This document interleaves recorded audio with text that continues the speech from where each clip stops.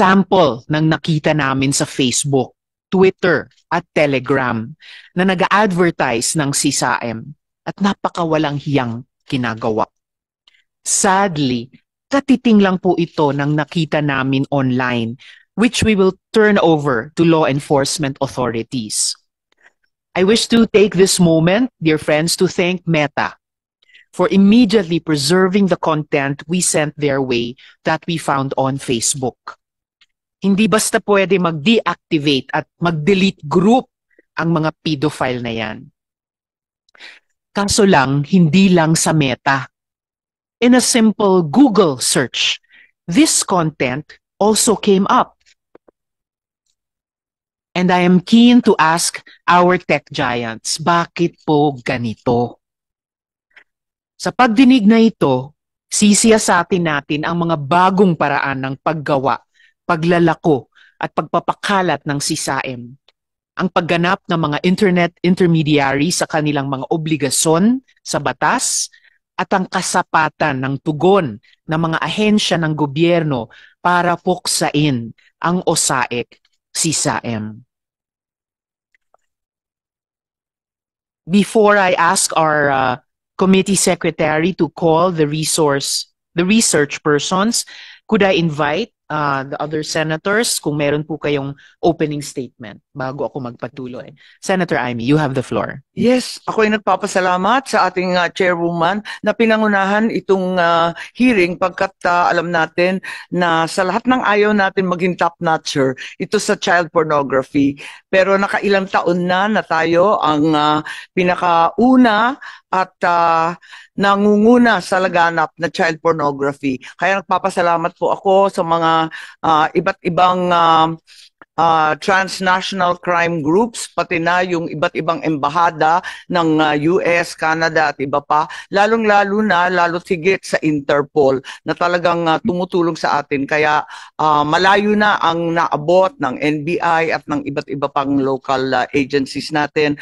Pero kinakailangan sugpuin ito at karapat-dapat lamang na yung ating mga online providers ay sumagot at gumawa ng paraan para puksain ito. Maraming salamat. Maraming salamat din, Senator Amy. Senator De La Rosa, meron ba kayong opening statement before I continue? Thank you, Madam Chair. I just would like to manifest my support for the chairwoman and this committee for this undertaking because talagang kailangan ito aksyonan. Nakakabahala po ito. And thank you for taking the cudgels for this issue. Sana, yun nga, ako rin ay nagtataka bakit yung sasabi mong tech giants. Ako po ay at my age, hindi po ako teke, no? Hindi na tayo masyado inclined na mag-update sa mga ganun. Pero ako'y nagtataka bakit kung ako'y halimbawa, ako'y mag-comment sa aking mag-comment ako sa mga post sa Meta or ang bilis, kahit na Bisaya yung pagka-comment ko, ang bilis nila maka-react at i-warning kaagad ako na against community standards daw. But I don't mean any violence doon sa mga comment ko na yan, pero ganun kaagad. Didisiplina ka kaagad ng Meta. Pero itong ganito, yung mga nagsilabasan na ito na napakalaswa at very hindi katanggap-tanggap sa mata ng kahit anong bansa man siguro. Hindi ito katanggap-tanggap. Pero bakit na naglilipana at kagaya nung may mga gumagamit ng shabu online at ginagawang content sa kanilang mga vlogging, no? Ang sama, no, na gumagamit ng shabu. Bakit hindi ito na-actionan ng Meta? Bakit hindi nila ito kinukusyon or binablock para hindi ito maglipana sa social media? Yun lang. I hope we can find answers after this hearing, Madam Chair. Thank you very much. Thank you very much also, Senator De La Rosa. Yes, Madam Senator, Chair. you have an addition before Wala, I continue? magpapaalam lang kami ni Senator Bato. Meron kaming ibang hearing sa kabila. Kahit wala kaming testigo, pupursigihin namin. Maraming salamat. Kayang-kaya na ni Senator Risa po yan. Salamat po. Maraming salamat din po, Senators Amy at De La Rosa, sa inyong pagdalos. Administering of the oath, Comsec. May I request all the resource persons to please stand up. Raise your right hand and repeat after me. I, please state your name, do solemnly swear that I will tell the truth, the whole truth, and nothing but the truth to this investigation. Thank you. You may now take your seat. Salamat, Comsec, at maraming salamat sa mga resource persons. So, I'd like to begin with my usual practice, which is centering the voice of a victim survivor. So, isentro natin yung ating pagtatanong, pagsisiyasat sa pamamagitan ng isang victim survivor. So, tatawagin ko muna ngayon si Elias Ruby. Magandang umaga, Ruby, at maraming salamat sa iyong pagdalo kasama namin. Ruby, maaari mo bang isalaysay ang iyong karanasan bilang OSAEC survivor? Sorry, thank you. Magandang umaga din po sa inyo, Madam Chairperson, and sa lahat po ng mga honorable partners na nandito ngayong umaga. Thank you sa pagdalo, and thank you din sa pagbigay ng chance to hear my experience so that I can also raise awareness about this crime, OSAEC. My experience of OSAEC started when I was 16 years old. I just graduated high school, and a stranger from Facebook Messenger specifically, which is now Meta, sent me a friend request in Facebook and sent me a message in Messenger asking if I needed a job. During that time, nangailangan po talaga ako ng trabaho kasi I lived in the province and I was an orphan. I lost my mother and my father when I was 13 years old. And I agreed to have the job. Ang sabi po nung perpetrator ko, magtatrabaho daw po ako sa isang computer shop. And then sabi niya, libre din yung pagkain ko, yung boarding house ko. And sabi niya dahil nag-express ako na gusto kong mag-aral, ipagpatuloy yung college ko or kolehiyo ko. Sabi niya, pwede naman pagkatapos ng trabaho ko. Pinadalhan niya ako ng 5,000 pesos sa Western Union para maging pamasahe ko papunta sa Pampanga. So, nung bata pa po ako bilang isang probinsyana, akala ko lahat ng lugar or region na outside Visayas is Manila. So, pagkakalam ko ng Pampanga is Manila din. So, nagbiyahe ako, nagroro ako hanggang sa makarating ako sa Pampanga. And pagdating ko doon, hindi ko agad nalaman na iba yung trabaho na daratnan ko. May sumundo sa akin na isang lalaki, isang mama sa terminal ng bus. Dinala niya ako sa bahay kung saan ako na-trap. And then, nagpahinga ako isang gabi. Pero nung pagdating ko doon, nakita ko na sa isang loob ng bahay, may 3 kwarto, may sofa, parang normal lang na bahay ng isang pamilya. Pero nakita ko yung mga babae na lumabas ng kwarto, half naked sila. Nashock ako. Never kong in-expect yun, kaya nashock talaga ako. Pero, at nagsundo sa akin na mama, who is yung kausap ko nung time na yon. Sabi ko, pwede bang umuwi na lang ako, bawiin ko na lang yung deal ko with yung perpetrator na nag-chat sa akin sa Facebook kasi magkaiba sila. Sabi niya, hintayin ko daw yung kausap ko sa Facebook. Kinabukasan darating siya. Nag-usap kami kinabukasan, doon niya sinabi sa akin yung totoong trabaho ko. She explained it to me as simple as doing a show. So, babae ito na nagpaliwanag sa'yo ng gagawin mong trabaho? Yes po.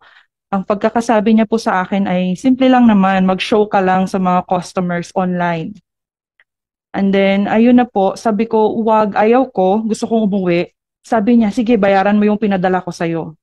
Wala po akong pambayad, kaya pumayag ako na, sige, magtatrabaho na lang ako para sa'yo hanggang sa mabayaran ko yung pinadala mo na 5,000 pesos through Western Union.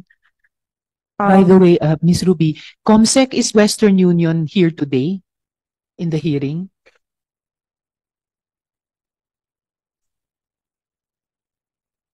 Alright.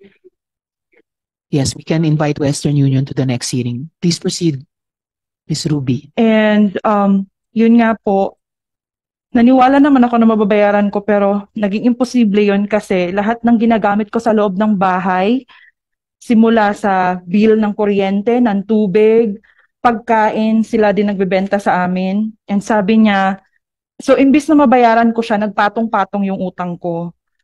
Hanggang sa isang araw, dumating din sa point na out of desperation na makalabas doon, nagwala ako sa loob ng bahay dahil may narinig ako na police siren sa labas.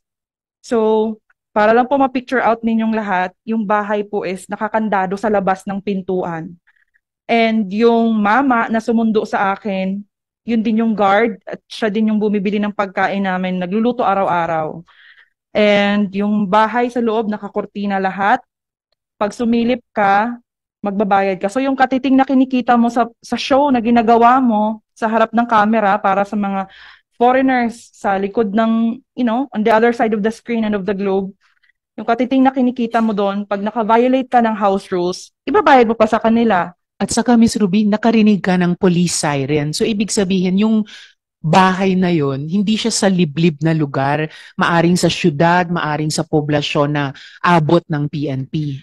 I believe, sa pagkakatanda ko po ng memorya ko, kasi it happened to 2013, so more than 10 years ago, malayo po yung binaybay namin paloob. And sa labas po, the house appears to be like a normal house. And then, discreet yung mga nakatira sa loob. Bawal kaming mag-ingay, kaya may mga kortina na makakapal sa bintana. And yung pwede lang lumabas doon, yung mama na nagluluto at nag-guard sa amin. And then, may isang babae na katiwala niya rin sa loob ng bahay na yon. So, the facade is to show them bilang isang couple who lives in that house. At yung babaeng katiwala, yung babae sa couple na yon, siya rin yung nagpaliwanag sa'yo nung unang umaga kung anong gagawin mong trabaho. They are different person po. My perpetrator is yung nag-chat sa akin, nag-recruit sa akin mismo, and then nung kanang kamay niya is parang kagaya ko rin na nung una, biktima, na-lure din siya, na-trap din siya sa loob ng bahay na yon. But over time, they embraced that kind of job and somehow maybe they had like additional benefits, more freedom. So ganun po siya. And then to continue my story, after kong makarinig ng police siren sa labas, binagbag ko yung pintuan, tapos sabi sa akin ng babae na kanang kamay niya, I'm sorry, I cannot name them. So tinutukan niya ako ng kutsilyo. Sabi niya, sige, pag hindi mo tinigil yan, papatayin kita. Kasi i-compromise ko yung negosyo ng boss niya, ng boss namin. So, tumigil ako. Nung gabi na yon, umiyak na lang ako ng umiyak. And then, kinabukasan, dumating yung mga police, NBI with IJM or International Justice Mission social worker. Doon kami na-rescue. I was rescued with 5 other girls. Forgive me, but I could not remember like ilan sa amin yung minors.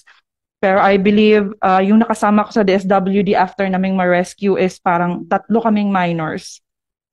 And alam mo ba, Miss Ruby, paano kayo na-rescue na nung umagang yun dumating na yung IJM, yung PNP, DSWD, NBI?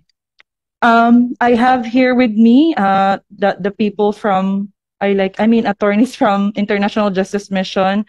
I believe mas concrete and accurate yung mga information na maibibigay nila. But for me, that time, na-feel ko na they were there for like few days already, nagsa-surveillance here around the area. So, ayun po. And after naming ma-rescue, would that be a helpful part of my story to your investigation? Yes, please proceed, Miss Ruby.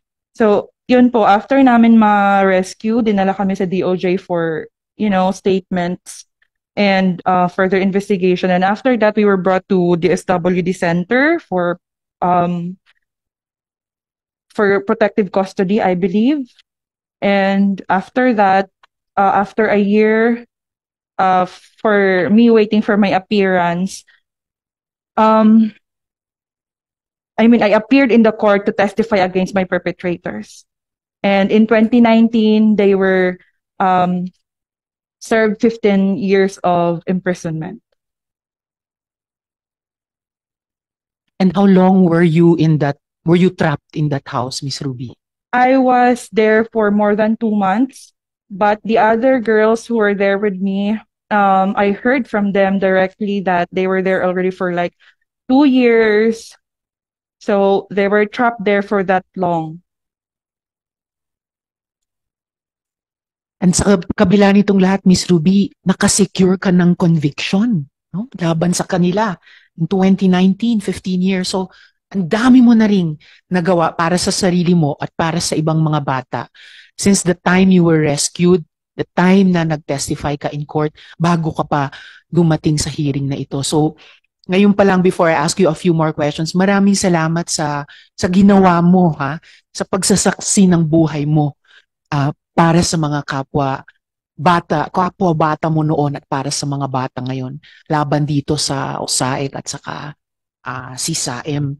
And tama ba, Miss Ruby, na ikaw ngayon na isang advocate pa, no? Advocate na tumutulong sa kapwa mong mga OSAIC and CSAM victim survivors? Yes po. In fact, I just want to go back to where you've thanked me for doing this. It's only possible because I received all the support that I need from the aftercare programs of International Justice Mission and my family, and Philippine Survivor Network, which is a survivor network composed of right now 114 survivor leaders. And this network provides platforms for survivors like me who are willing to step up and use their voices to stand against online sexual exploitation of children. Madam Chairperson, can you remind me of your next question? No problem, Ms. Ruby. And before I do that, ang ganda nung binanggit mong term na survivor leaders. Nung nagsimula po yung committee ito at yung opisina ko sa ganitong mga investigasyon, naging maingat kami na sabihin hindi lang victim but victim survivors, and you're taking it a step further yet, no? Survivor leaders, dahil sa mga tulad mo na nag-advocate pa alang-alang sa kapwa mong victim survivors or survivor leaders. So, salamat po para doon. So, ang follow-up question ko kung may nakikita ka bang pagkakaiba sa mga patterns o galawan ngayon sa OSAIC at CSAM kumpara sa naranasan mo in 2013? I believe yes, Madam Chairperson. So in my time when I was recruited or I was victimized, it was so when you observe the cases or the caseworks right now and the recent arrests and rescue operations, their perpetrators are their caretakers, usually their parents, close relatives. But in my time, I believe it was a stranger. Ang naniniwala po ako na ito ay dahil sa pag-evolve ng teknolohiya din natin. Ngayon, it became easier because they can do it like in the four corners of their home and of their house. Like may kurtina ka lang, may madilim ka lang na place, may internet, may camera, may phone. Ando na. Possible na yung crime. Ayun po. Pero dati kasi hindi pa ganun ka maybe affordable, hindi pa ganun kalaganap yung Wi-Fi. Pero ngayon dahil naging mas accessible na siya, naging mas accessible na rin itong mga CSAM online. And I also believe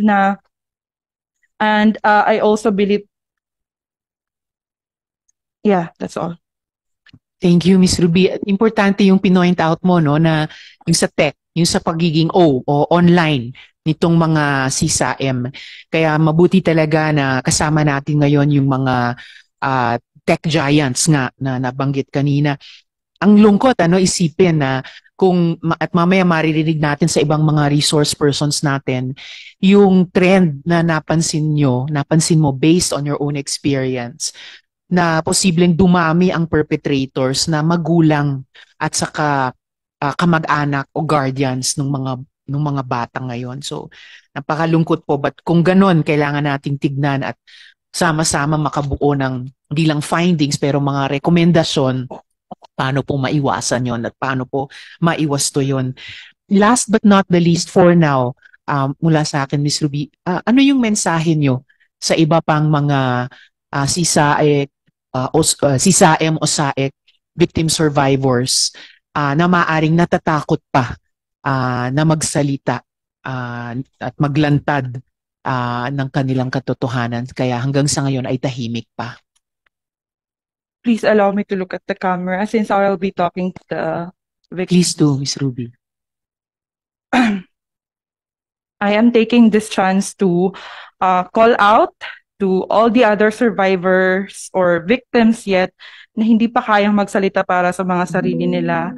It is very scary to face people like you and somehow the whole world for more than 10 years. I have been extensively sharing my story locally and internationally to somehow in hopes of raising awareness against this crime. And if I can do it, believe in yourself that you can do it too. Kung mananatili tayong tahimik, mananatiling walang takot ang mga tao na gumagawa nito na nang-aabuso ng mga bata. So I hope you find the courage within yourselves and look at the people who are willing to support us, especially the national leaders, who I believe is taking already the efforts na suportahan tayo. Kung patuloy tayong magtatago sa likod ng kortina, sa likod ng forums natin, hindi natin makakamit ang justice. Maraming salamat sa iyo, Ms. Ruby, na sa kabila nung luha mo na posible hindi mauubos habang buhay, ginagamit mo yon, yung pain na yon para in fact diligin yung tapang na pinapakita mo at yung moral support na binibigay mo sa ibang mga child victim survivors na maging survivors, maging survivor leaders sa hanay mo at puksain talaga sama-sama yung si SAEM at OSAEC. Maraming salamat sa iyong hindi matatawarang kontribusyon dito sa laban natin. You're welcome po at maraming salamat din po sa opportunity na ito. Thank you, Ms. Ruby.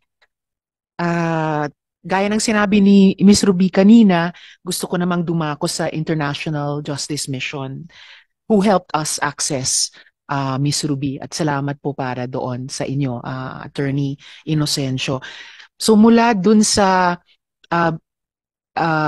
very focused, experience-based na sinalaysay ni Ms. Ruby sa atin, Attorney Inocencio, can you please help us zoom out? Gaano po ba ka-common yung karanasan at kwento ni Ms. Ruby? Thank you. Maraming salamat, Madam Chair, for this opportunity. Also just want to recognize the courage and bravery of Ruby na nagsalita and shared her story for the whole world actually to hear, especially that sense of hope that we have even with a very dark and evil issue. And she is the reason why we do this work, because we have people like her who has actually risen out of her dark past and now becoming, it's now actually a survivor leader using her voice to empower her fellow survivors, victim survivors, and also to encourage us and inspire us to do more to protect vulnerable children from OSAEC. So Ruby's situation is really just one of the close to 500,000 Filipino children who were trafficked to create child sexual abuse and or exploitation material in 2022 alone. So that's according to the study that IGEM commissioned and led by the University of Nottingham Rights Lab. So it is a study designed to determine the prevalence of this type of crime, especially the trafficking for the purpose of producing child sexual exploitation materials or CSAM, including live streaming abuse of children. So, and according to our IGEM casework data, the cases that we got to support, we found that for every trafficker, there are more or less 3 child victims. And these traffickers are usually relatives or people known to the victims. So about 74% of the traffickers or the local facilitators are actually known or related to the victims. So yung napansin po ni Miss Ruby na bagong trend ngayon, born out po ng datos nyo na 74% ngayon Yes, ay Madam Chair. magulang o kakilala ng bata. Please proceed. And from our focus group discussions also with the survivor leaders, we found that OSAIC is significantly underreported in the communities due to several factors, including social and cultural norms. So in spite the crime being widespread across the Philippines, it is severely underreported. Well, I think there And are later, several Attorney, I reasons would like there. to ask you about the social and cultural norms na underlying itong mga krimen. Please Yes. proceed. So some of the things that we found out based on the study actually done by Justice and Care and also supported by International Justice Mission, the underreporting of this crime in communities is partly due to community-based cultural norms in the Philippines that discourage meddling in others' affairs and place too much value on family and community loyalty, even when the abuse is known. The other thing is that it was found out that cultural norms, like, for example, not telling on what's happening with your neighbor, and the intercommunal tensions created significant barriers to crime reporting. These factors combined with challenges in the reporting process, like the referral pathway that I know that the government is now working on, hindered the prevention, disruption, and deterrence of OSAIC facilitation. And also, we all know that this type of crime is really, it occurs within the victim's own homes.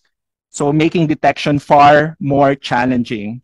So the hidden nature of the crime demands really proactive law enforcement and heightened community awareness. And in fact, in some communities and some of the survivor leaders affirmed to us, these illegal activities are disturbingly normalized under even euphemisms like show or live show, obscuring the horrific reality of child exploitation. So show and live show, mga termino na ginagamit sa community. Yes po. Napapansin din ba yon online? Yes, actually, and of course our police enforcers would be able to share more of what they're seeing, because in OSAIC CSAM, especially on live streaming abuse, I think the case of Ruby is classic. So we have, Madam Chair, the local facilitator or the local traffickers who actually recruited Ruby to an area in north of Manila using Facebook, the messenger. So there's that type of communication already.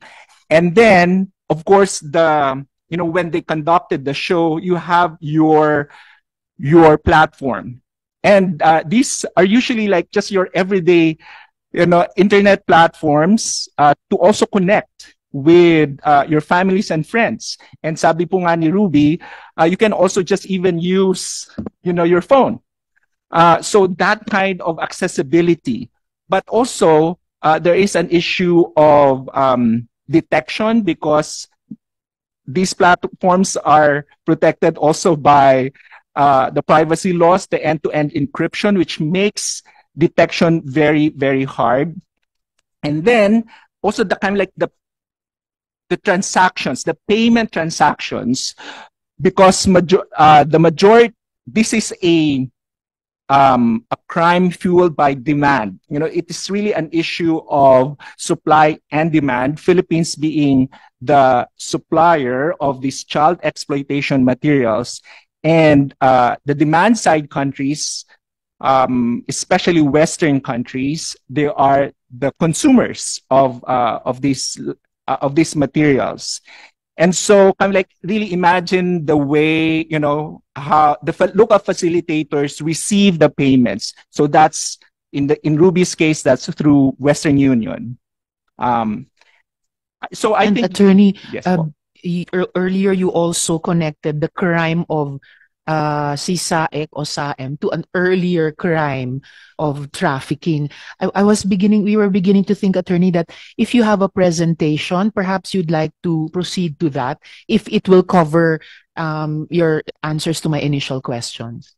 yes, Attorney. I would be happy to also share my short presentation because I have another actually case to share, which is also an excellent case for us to discuss at this. Please proceed, investigation. Attorney. And if you would also like to point out other trends and patterns of OSAIC CSAEC. I would be happy to do that, Madam Thank you. Chair. Please proceed.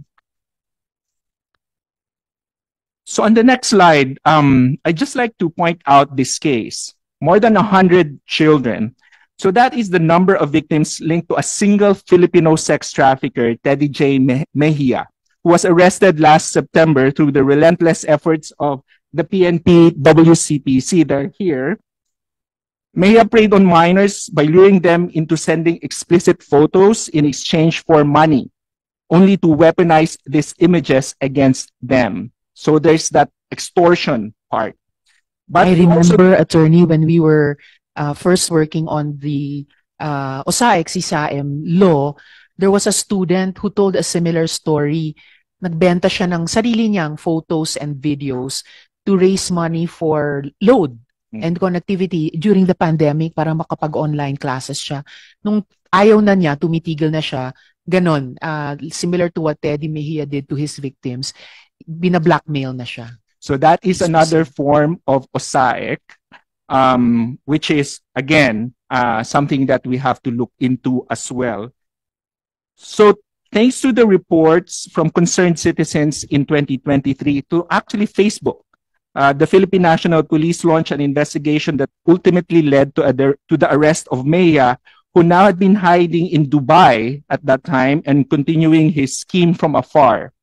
So he started his criminal activity in the Philippines and then nakapag-Dubai at pinagpatuloy mula I doon. mean, that's really the, access to, kind of like, unfortunately, the power of technology that you can still be able to, do business even, from afar. And he had the resources to go to another Networks country. here in the Philippines. Okay, but he had the resources or nakapag-ipon siya ng sapat na resources para makapag-relocate sa Dubai. Yes, Madam Chair. Please proceed.